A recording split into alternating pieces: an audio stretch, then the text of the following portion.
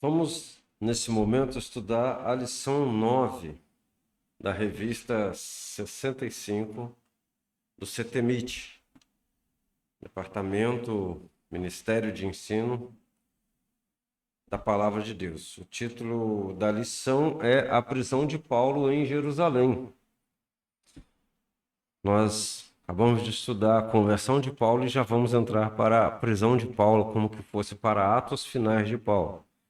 Mas é bom estudar dessa forma também, que nos faz entender esse princípio final de ministério de forma rápida. Então, a gente não perde o fio da meada nisso aí. A leitura bíblica congregacional está em Atos 21, do 17 ao 20, depois do 27 ao 32 e o 35 e o 36. Diz assim o texto sagrado. E, logo que chegamos a Jerusalém, os irmãos nos receberam de muito boa vontade. No dia seguinte, Paulo entrou conosco em casa de Tiago, e todos os anciãos vieram ali. E, havendo-os saudado, contou-lhes minuciosamente o que por seu ministério Deus fizera entre os gentios.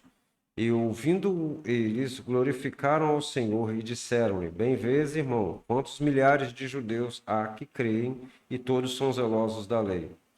Quando os 7 dias estavam quase a terminar, os judeus da Ásia, vendo-o no templo, alvoroçaram todo o povo e lançaram mão dele, clamando: Varões israelitas, acudi! Este é o homem que por todas as partes ensina a todos contra o povo e contra a lei e contra este lugar. E demais disto, introduziu também no templo os gregos e profanou este santo lugar, porque tinham visto com ele na cidade a Trófimo de Éfeso, o qual pensava que Paulo introduzira no templo. E alvoroçou-se toda a cidade, houve grande concurso de povo, e, pegando de Paulo, o arrastaram para fora do templo, e logo as portas se fecharam. E procurando eles matá-lo, chegou ao tribuno da corte o aviso de que Jerusalém estava toda em confusão. Este, tomando consigo soldados e centuriões, correu para eles, e, quando viram o tribuno e os soldados, cessaram de ferir a Paulo. E sucedeu que, chegando às escadas, os soldados tiveram de lhe pegar por causa da violência da multidão, porque a multidão do povo o seguia, clamando: Mata-o! A explicação desse texto, de forma bem sucinta, diz assim, que é a nossa elucidação textual. Lucas relata a chegada a Jerusalém da comitiva que estava com Paulo após a terceira viagem missionária, onde foram muito bem recebidos pelos cristãos daquela cidade. Ficaram hospedados na casa de Tiago e relataram no dia seguinte como Deus os usara na salvação dos gentios. Os irmãos de Jerusalém glorificaram a Deus por isso e também mostraram que milhares de judeus criam em Jesus e eram zelosos da lei de Moisés. Após quase terminar um período de 7 dias de voto de purificações cerimoniais judaicas, Paulo foi acusado por uns judeus vindos da Ásia como opositor do povo, da lei de Moisés e do templo, tanto que estava profanando o mesmo, introduzindo gregos naquele lugar. E isto devido a uma falsa impressão que causou alvoroço na cidade contra Paulo para promover o início de um linchamento, o que não teve êxito devido à intervenção de autoridades e soldados de Roma. Mesmo com a manutenção da ordem pela força romana, os judeus seguiam afrontando e gritando que matassem a Paulo. Esse é o nosso texto, rapidamente uma visão sobre o texto. Para o estudo desta lição, preste atenção na verdade teológica que você vai aplicá-la no entendimento do texto e na vida hoje, quem sabe no futuro próximo. Diz assim: a perseguição ao cristão ou aos cristãos não obedece qualquer padrão racional ou moral, e não há quem o possa defender dentro do sistema humano. Então, é melhor seguir o conselho de Pedro. Irmãos, se alguém padecer por causa do nome de Cristo, que seja porque alguém está mentindo contra você. Assim sendo, você será um bem-aventurado. Então, nossa única vingança contra essa injustiça é que eles estejam falando mentira. Vão nos acusar de muitas coisas, mas que seja mentira. Não pode ser verdade, porque se o nosso Deus nos tiver por justos, diante dele, é o que importa. A perseguição a pessoas, ela é uma coisa irracional. Para pensar na perseguição étnica, perseguição racial. Isso é um absurdo, isso é inconcebível. O ser humano, como o ser que é, a sua responsabilidade social. Mas quando fala em social, não é de grupo, é de toda a humanidade. Para pensar, um homem que usa uma bomba com o objetivo de destruir uma cidade de um povo diferente do dele. Ou quem cria um vírus com o objetivo de ganhar dinheiro. Ou quem persegue pessoas por causa de uma religião. Ora, se eu não creio em determinadas coisas, por que eu vou persegui-lo? Se eu não creio, é porque ela não existe. Ou ela existe, então por isso eu a persigo. Então eu quero deixar aqui essa, essa observação, tá? Porque a prisão de Paulo não faz sentido. Não faz sentido. Ele não atrapalhou em nada a vida de ninguém. Ele só pregou Jesus verdadeiro. E não faz sentido. Ainda mais entre os judeus é que não fazia sentido mesmo. Não fazia sentido. Agora, haja visto que entre os judeus a perseguição era incitada principalmente pelos líderes religiosos. Isso não torna as pessoas que participavam das turbas menos culpadas diante de Deus. Daí a importância da igreja estudar a Bíblia.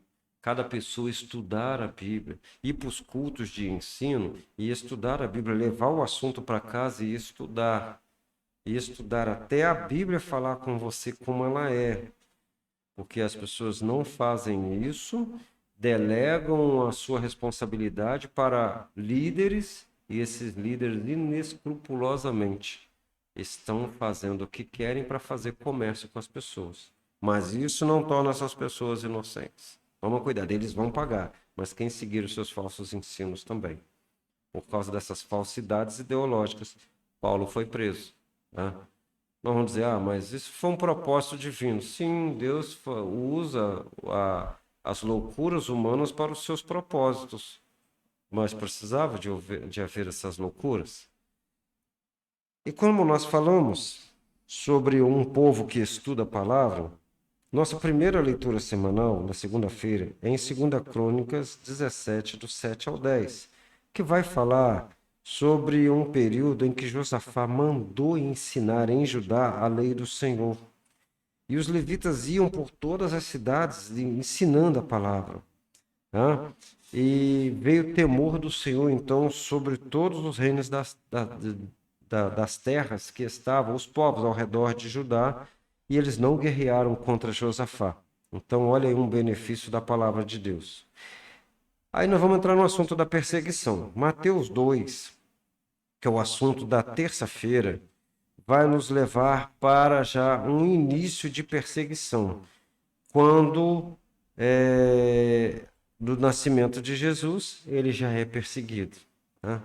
Herodes tenta matá-lo. Mateus 2, do 13 ao 16. Depois nós vamos para o próprio Mateus 12, 14 ao 16, onde nós vamos observar um conselho sendo formado, tá, contra Jesus, agora pelos fariseus. E é interessante que ainda está muito recente o ministério de Jesus, esses homens já formam um conselho para matar. Eles não formam um conselho para discutir. O negócio é matar, é fazer calar. A verdade é assim. Quando a mentira quer se mostrar absoluta, ela precisa que a verdade morra. Né? Ela não pode ter a verdade por perto, tá? Porque a verdade vai evidenciá-la na partida. Logo após, na quinta-feira, a recomendação é ler João 11, versículos 47, 48 e 57. Novamente, falando agora dos principais dos sacerdotes e os fariseus, formando concílio, sabendo que este homem, Jesus, fazia muitos sinais e eles não sabiam o que fazer com ele, né? Porque eles tinham uma jogada política. Se o deixamos assim, as pessoas vão crer nele. E virão os romanos, vão tirar o nosso lugar e a nação. É bem que eles pensariam que os romanos iam ver Jesus amealhar maior número de pessoas, congregar maior número de pessoas, então vamos levar esse Jesus para ocupar o lugar dos judeus, né? do templo do judaísmo. Conjecturas deles. Será que isso seria possível? O homem pensa certas coisas que a gente duvida, né? Quando Jeroboão herdou 10 dozeavos do reino de Israel, ele ficou com 10 tribos. Judá ficou somente consigo mesmo e a pequena Benjamim, por uma coisa de Deus, dada a Jeroboão. Então foi Deus que deu. Ele, ao invés de perguntar para Deus, tá aí, agora como que nós vamos te adorar? O templo ficou do outro lado, lá em Judá. Como que vai ser a nossa adoração? Ele faz o quê? Uma ideia política sobre adoração e fez o maior erro da vida dele, que virou um erro nacional, que não acabou senão com o exílio e a dispersão de todo o seu povo, para nunca mais se reagruparem como as 10 tribos do norte, né? Infelizmente, esse pensamento político em cima do que é a vontade de Deus é absurdo. Em Atos 23, do 12 ao 15, já temos aqui um momento, já após prisão de Paulo, de uma conspiração irracional dos judeus, que eles queriam trazer, queriam que Roma levasse o Paulo ao Sinédrio, onde ali ele seria colocado no meio deles como num julgamento para conversar. Ele estava sob proteção do Império Romano já, porque ele era um cidadão romano e estava preso pelo próprio poder romano. Então, eles não poderiam deixar ele ser morto. Mas os judeus fizeram uma conspiração. O que eles iam fazer? Iam levar armas brancas?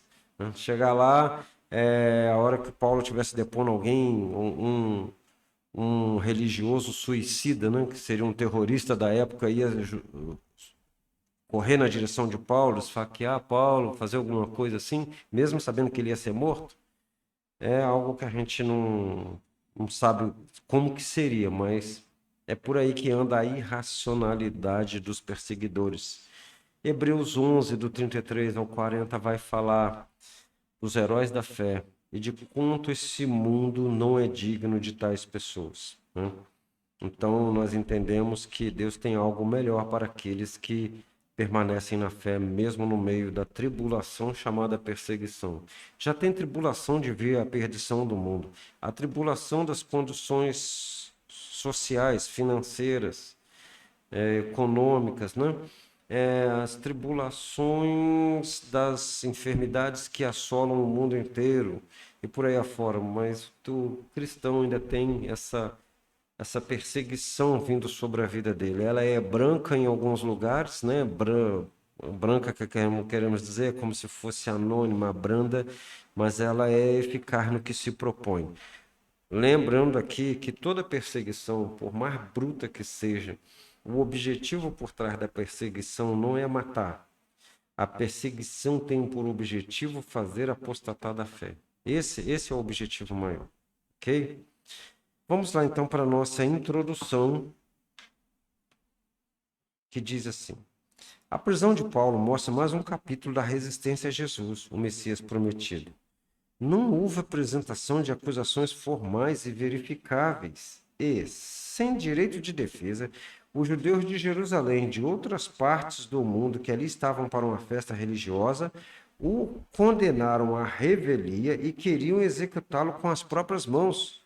Só pararam para o escutar quando ele se dirigiu a eles em hebraico, língua dos sacerdotes e autoridades religiosas.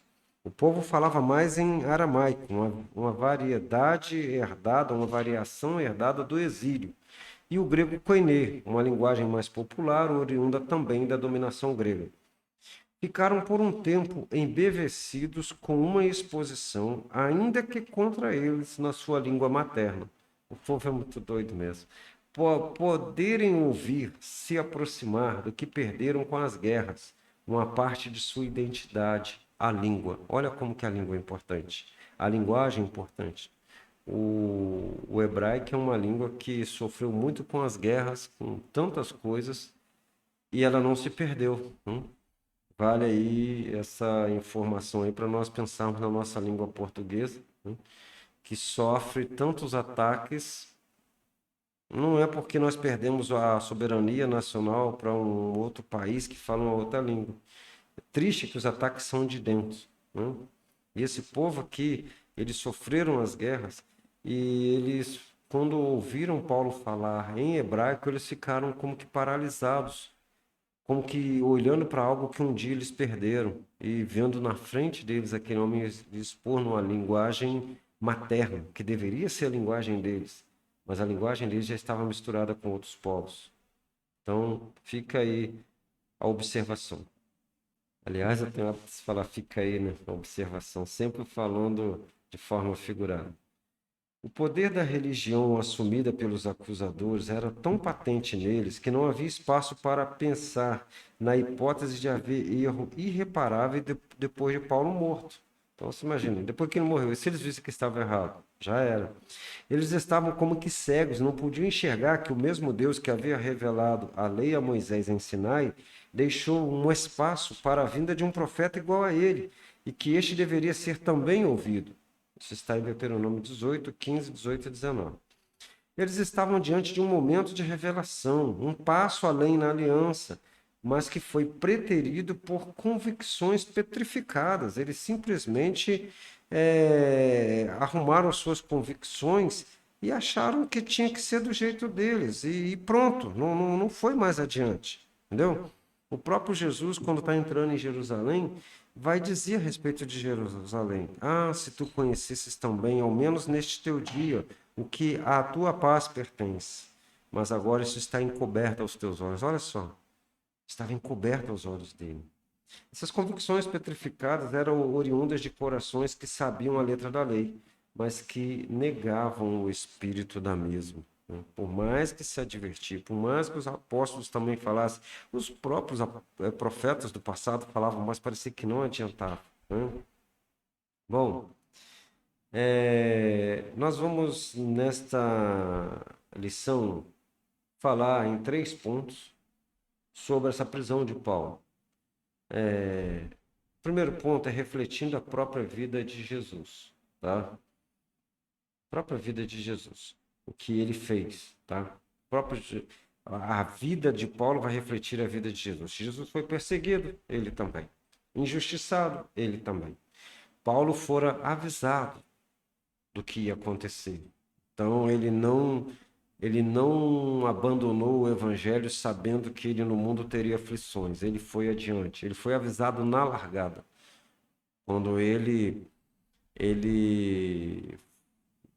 foi encontrado no caminho de Damasco, o Senhor já lhe avisou. Logo no início ali do seu ministério, já junto com Ananias, quando Ananias vai conversar com ele, ele já foi avisado que ele ia padecer por causa do nome de Jesus. Mas o que é essa presença de Jesus na vida dele, que mesmo avisado, ele ainda não tinha experimentado muitos dias a presença de Jesus, mas era tão real que ele não quis abandonar.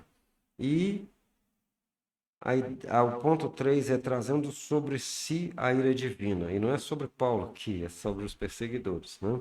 Então vamos lá. Ponto 1, refletindo a própria vida de Jesus.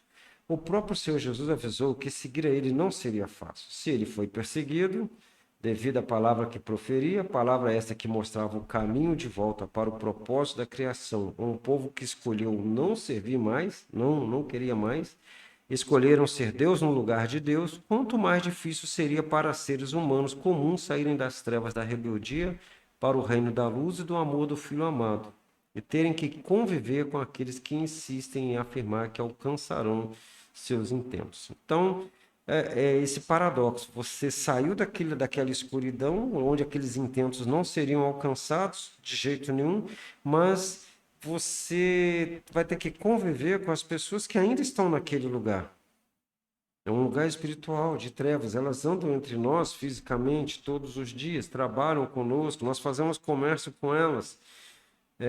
Nós comemos muitos frutos do trabalho das mãos delas. Mas elas ainda acham que vão ser Deus no lugar de Deus. E por elas quererem ser Deus no lugar de Deus, a nossa palavra incomoda. A nossa palavra incomoda. Tanto pelo teor da palavra, como que eles veem em nós, né? Uma certeza que eles não têm.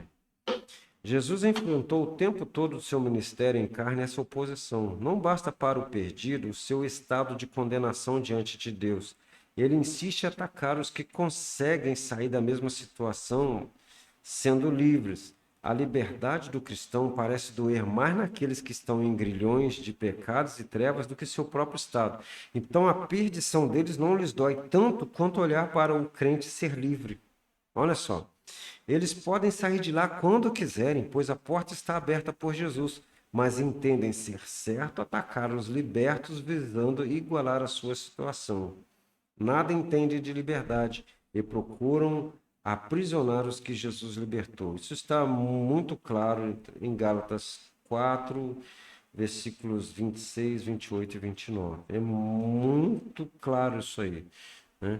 Os filhos que não são da promessa atacam os filhos da promessa e eles perseguem aqueles que alcançaram a liberdade. Na verdade, é difícil você ser livre no mundo de cativos. Tá? Ao entrar no mundo, Jesus já foi perseguido por Herodes. Mateus 13, 12 a 16. Cedo em seu ministério já houve perseguição, não como uma discussão de ideia, mas para matar, fazer calar para sempre a liberdade no mundo dos aprisionados. Para isso, ajuntavam-se até partidos inimigos na prática de fé. Isso está em Marcos 3, 6. Você vai observar que eles não eram amigos, mas para atacar Jesus, eles vão atacar, eles vão se juntar. Marcos 3,6 diz: E, tendo saído os fariseus, tomaram logo conselho com os herodianos contra ele, procurando ver como o matariam. Fariseus e herodianos não se davam, eles não são da mesma camada social, eles são vertentes do judaísmo. Os fariseus são os pobres, os que andavam no meio do povo. E os herodianos, eles já eram mais palacianos, já estavam mais próximos do poder político. Olha só como que eles fazem. Para atacar Jesus, tudo vale. Os piores inimigos se ajuntam. Isso é irracional. Ponto 2. Paulo for avisado. Quando da conversão de Saulo, o Senhor avisou que o faria um disseminador do evangelho salvífico, mas que permitiria o sofrimento em sua vida devido à tarefa. Atos 9, versículos 15 e 16. Essa foi uma característica da vida ministerial de Paulo, mas não deve ser observada como necessária à salvação, nem como uma condição de fé. Jesus avisou seus discípulos que haveriam aflições no mundo, João 16, 33. Crentes na história bíblica e após não passaram por tão grandes problemas pela fé em Jesus. Líderes cristãos viveram seus dias e foram recolhidos em paz. Suas aflições podem ser entendidas como a dor de saberem que as pessoas estão indo a passos largos para a destruição, apesar de a oferta estar diante de seus olhos. Até Jesus passou por isso. A perseguição é possível na vida do salvo, mas não é uma obrigatoriedade. Muitos salvos são financiadores dos trabalhos de evangelização no mundo e vivem uma vida quieta e sossegada. Em 1 Timóteo, capítulo 2, versículos 1 e 2, o próprio Paulo ensina que se deve orar por todos os que estão em evidência, né, ou em eminência, os nossos governantes, para que tenhamos uma vida quieta e sossegada. Essa questão da perseguição, ela não atinge a todos de forma igual, homogênea. Não, isso não acontece. Muitas pessoas são perseguidas por sistemas ferozes, sejam as comunidades como governos, e eles são maltratados, são levados ao extremo, até da morte. E as vergonhas que passam, as aflições que passam antes da morte chegar, e essa situação, por anos a fios, essas pessoas sofrem anos a fio. Isso não é uma coisa que as pessoas, é uma perseguição repentina e ela passa rápida. como alguém que sofre um ataque do coração e logo morre. Não. A perseguição tem por objetivo fazer perder a fé. A morte é só quando o próprio perseguidor se convence de que não vai conseguir o seu objetivo máximo. Então mata. Então, mas a história da igreja mostra que muitos crentes foram servos fiéis do Senhor, ajudaram muito na obra, viveram em locais onde não havia perseguição e terminaram seus dias em paz. Em paz, pode-se dizer assim. Por exemplo, nós podemos citar aqui hoje o exemplo de alguns evangelistas do nosso tempo, como há pouco tempo faleceu nosso irmão Billy Graham. Ele foi um evangelista que varreu o mundo. As perseguições nunca o alcançaram na sua integridade física. Algumas perseguições que se levantaram contra ele no campo das ideias não se confirmaram e ele terminou seus dias em paz, em avançada idade. E muitos outros anônimos são assim. Acontece. Então, eu volto a falar aqui da soberania de Deus sobre a vida dos seus servos. Não dá para comparar, nós falamos, Senhor, por que que fulano não passa perseguição e eu passo? Por que que o fulano não passa essa aflição e eu passo? Deus está trabalhando na vida dos seus servos. Observe o quanto que Paulo trabalhou para o Evangelho e olha como que vai ser a vida dele. E a pergunta é, por quê? Não, a pergunta é, o que Deus está fazendo? Ele tem todo o direito de fazer, uma vez que ele já nos encontrou mortos em delitos e pecados e ele nos vivificou, como se Deus nos desse uma nova vida. Mas essa nova vida é dele, é para ele. A primeira já era, nós perdemos. Agora ele está te dando uma nova vida para ele. Ele te garante a vida eterna. Ó, faz do meu jeito que eu te garanto a vida eterna. Ele pode fazer o que ele quiser do seu servo, até porque nós não somos só servos nesse mundo. Nós temos que aprender que nós somos servos, filhos e amigos do Senhor. Ele pode trabalhar com a gente nesses três níveis de entendimento, de relacionamento, que ele continua sendo Deus, e se você se submeter, você vai ser bem-aventurado, o seu galardão está crescendo todos os dias, né? Ele te dá força para vencer, ele faz o que faz através de você, sem ele nós não podemos fazer nada e ele ainda dá galardão. Então, Paulo foi avisado de que ele ia sofrer perseguição. Cada crente deveria ser avisado. Toda vez que alguém aceita Jesus, nas nossas classes de catecúmenos, né, de novos convertidos, nós devemos dizer para ele, olha, vocês são forasteiros e peregrinos agora, no próprio país em que nasceram, na sua própria família, pode vir a ser estranho, se a família dele não pertencer a Jesus Cristo, você não é mais desse mundo, por isso o mundo não te ama, onde você está no mundo, mas não é no mundo. Isso deveria ser bem claro para as pessoas, para que elas possam viver um evangelho autêntico. Continuando, trazendo sobre si a ira divina, nosso ponto 3. Deus é um Deus de amor, longânimo, perdoador, mas que ao culpado não tem por inocente. Naum 1:3, texto fantástico, quando Naum vai falar em relação a Nínive. Ele decidiu não perdoar os pecados de Manassés e tirou Judá de diante de sua face. 2 Reis 24, 3, 4. Deus não quis mais perdoar. Isso pode ser entendido quando a perseguição começa e se avoluma, passando de uma geração a outra. Os pecados são seguidos pelas gerações adiante por causa da natureza humana eminentemente pecadora, e isso atrai a ira divina. Escrevendo aos Tessalonicenses, Paulo mostra que a perseguição contra a verdade começa com a morte de alguns profetas, passa pela morte de Jesus e chega aos seus dias, mas que a ira divina está sobre esses perseguidores até o fim. 1 Tessalonicenses 2, 14 a 16. Verdade essa incontestável por ser oriunda da Bíblia, onde se afirma que Deus vai trazer a juízo toda a obra humana. Eclesiastes 12, 14. Mas dolorosa na vida cotidiana. Isso é doloroso. O que fazer?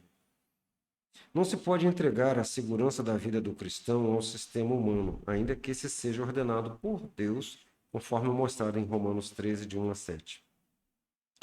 Quando se trata da fé verdadeira, as leis são lidas com vários vieses que podem ter origem em esquemas de corrupção e opressão e em religiões que têm em comum a inverdade quanto à salvação eterna, mas que têm poderes políticos na Terra, não? Há algo concernente à eternidade que pressiona os seres humanos contra ela, contra essa eternidade. Aqueles que não fazem parte da vida querem obrigar os outros à morte que lhes é de direito. Os santos, sem deixarem de ser combativos contra o pecado e saqueadores dos territórios ocupados pelo adversário nas mentes e vidas dos seres humanos, podem encontrar na própria Bíblia conselhos que mostram que não há a necessidade de ir de encontro como quem provoca a perseguição. O anjo do Senhor, por exemplo, avisou a José para fugir para o Egito com o menino Jesus, pois Herodes estava o procurando para matar por ver seu reinado ameaçado por aquele que havia nascido rei dos judeus. Ao instruir os 12 discípulos enviados para anunciar a chegada do reino diante dele, Jesus os instrui a fugir da perseguição de uma cidade, indo para outra. E o próprio Jesus se retirava de uma região de perseguição para outra mais propícia a ele.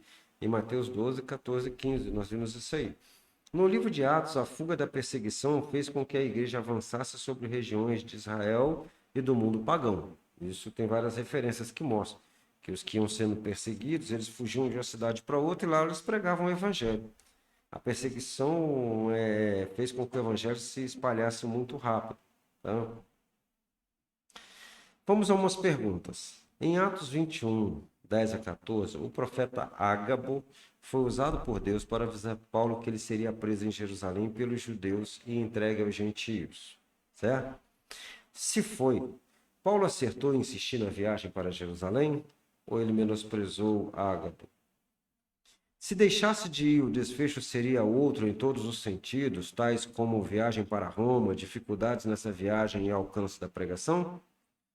Arriscaria em dizer que tudo o que aconteceu com os detalhes mencionados na Bíblia foi projeto de Deus, ou que ele continuou seus desígnios às expensas dos erros do apóstolo? O propósito das perguntas não pode diminuir o alcance final da pregação do Evangelho durante a vida de Paulo. Tá?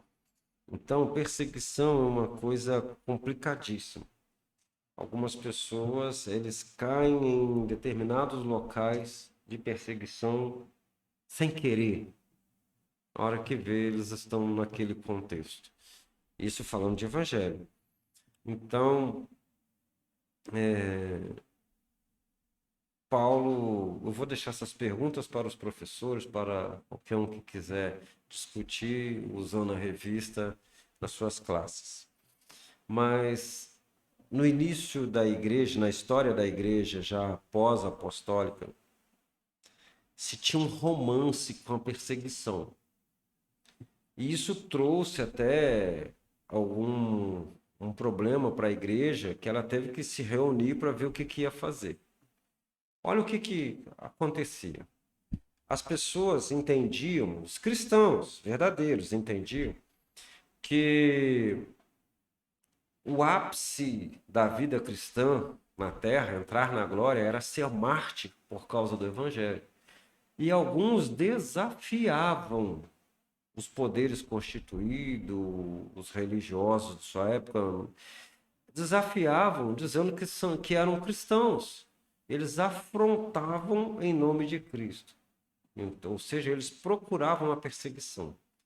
Aí o que acontecia? Eles eram presos. E muitos deles, na tortura que se seguia, eles voltavam atrás, chegando até a trazer prejuízo para a igreja, porque eles delatavam onde as igrejas que viviam em lugares onde havia perseguição estavam reunidas, quais eram os hábitos da igreja. Olha só o problema. Mas pior para a igreja entender é que eles renunciavam a Cristo diante da perseguição. Eles mudavam de conceito para salvar sua pele. Se mandasse negar a Cristo, eles negavam, porque eles queriam salvar sua pele, eles não aguentavam a tortura. Aí, passado um tempo, eles eram livres, passado um tempo, lá vinham essas pessoas bater na porta da igreja, que se arrependeu, que queriam voltar. E a igreja teve que se reunir e falar, o que nós vamos fazer com essas pessoas? Não, os chamados, acho que eram traditores. Eles, porque quer dizer traidores, porque agora para pensar que ideia, né? As pessoas procuravam a perseguição e depois eles não aguentavam essa perseguição e trair Jesus já no plano espiritual era o máximo que eles conseguiam fazer, né, para ser perdidos, mas também no plano físico eles não trariam prejuízo a Jesus, mas enquanto Deus que ele é, mas os filhos de Jesus aqui na terra sofriam, né? O corpo de Cristo na terra sofria porque eles entregavam os irmãos, né, para a perseguição. Então, vamos ser prudentes. A Bíblia não manda a gente procurar a perseguição. A Bíblia manda não negar. Se nós formos encurralados, não tiver para onde correr, e ali ou nega Jesus ou morre, chegou a hora de morrer.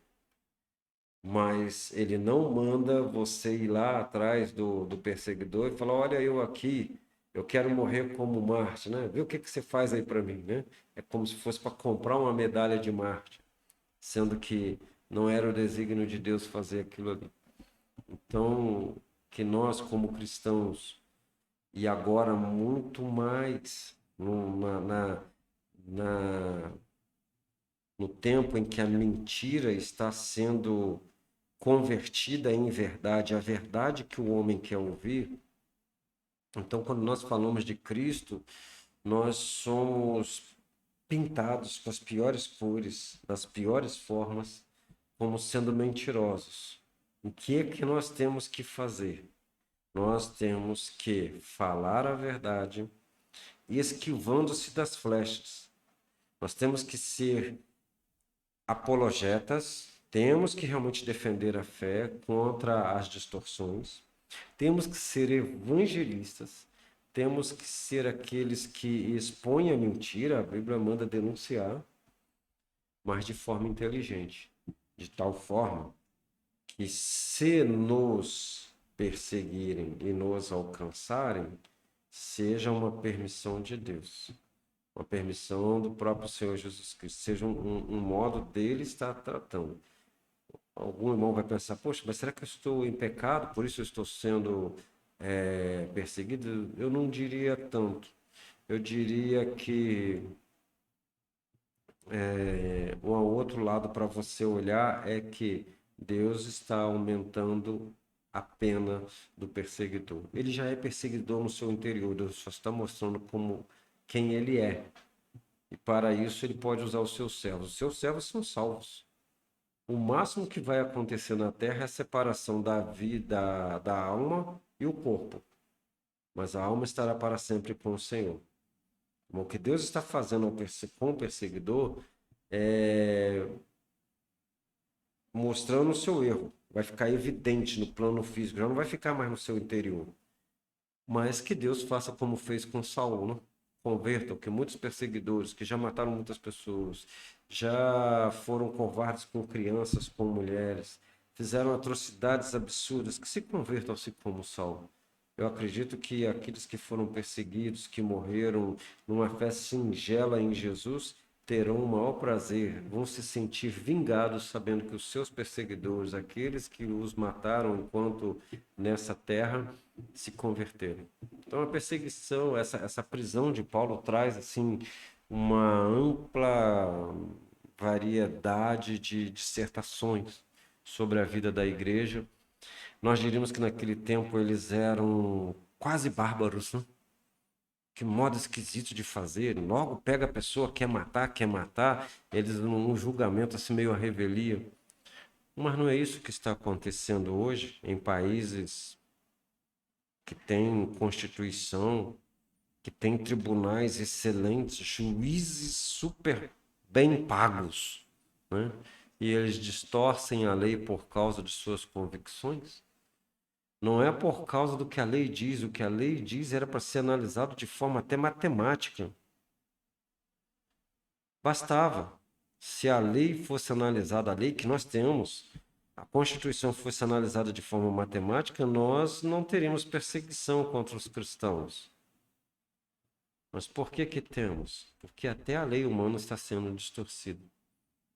Agora, Isso é longanimidade de Deus com o mal, né? Para que ele se arrependa. Deus não quer que o que faz maldade hoje se perca, mas que ele se arrependa. E como igreja nós temos que ter paciência. A Bíblia diz que na nossa paciência nós possuímos a nossa alma, nós preservamos a nossa alma. Porque o crente verdadeiro ele está seguro, mesmo que no meio do caos, mesmo que com uma espada na sua garganta. Ele está seguro. Aquela espada, o que se vê ali não é a realidade última. Então, que nós possamos pensar nisso. Não procure a perseguição, mas esteja prontinho para ela. Nunca deixe de estar pronto, porque ela pode aparecer de uma forma sucinta, como, por exemplo, uma brincadeira de um colega na faculdade, no colégio. Pode ser porque alguém fica te perseguindo no serviço com o objetivo de te ver demitido, porque você é um cristão. São coisas simples assim, e que de repente exigem um preparo enorme, né? Porque você tem que detectar e não se deixar vencer do mal, né? Mas respondendo com mansidão, isso é segurança, com mansidão a respeito da fé que há em ti. Nossa conclusão. A Bíblia garante que os que estorvam a pregação da salvação aos perdidos estão jurados de juízo iminente, ou seja, não vai falhar. Podemos confiar nisso por causa das profecias já cumpridas na história da humanidade e há muitas nesse sentido a se cumprir. A perseguição contra a verdade divina é diretamente proporcional em tamanho ao avanço da pregação do Evangelho no mundo. Os filhos das trevas não se contentam com seu espaço e agridem, perseguem de forma física, atroz, desproporcional os filhos da luz. Essa perseguição é inversamente proporcional em eficácia à pureza do Evangelho anunciado e vivido pela igreja. Por quê? Porque ela não produz vida, mas o cristão, o Evangelho anunciado de forma pura, ele produz vida. A perseguição nos países chamados livres está se avolumando e se tornando visivelmente eficaz em reduzir o alcance da pregação que conduz à vida eterna pelo fato da igreja estar buscando identidade com o mundo da qual ela foi tirada. Então, tem duas situações aí. Essa aceitação do mundo buscada pela igreja faz fraca e inoperante naquilo que ela foi chamada. E o inimigo está concluindo a laçada para apertar o nó com a intenção de asfixiar a obra que foi confiada a ela. Qual será a estratégia que Deus vai usar com a igreja odierna para trazer aos seus propósitos? Com Israel, Deus retirava sua mão e deixava que fosse oprimido pelos inimigos. Observe que os inimigos não mostram compaixão por causa da bondade dos filhos de Deus com eles. Inimigo é sempre inimigo. Com a igreja que teimava em ficar aquartelada em Jerusalém, Deus permitiu a perseguição violenta e inescrupulosa, sem amparo legal, para que ela fosse anunciar aos cativos do mundo todo.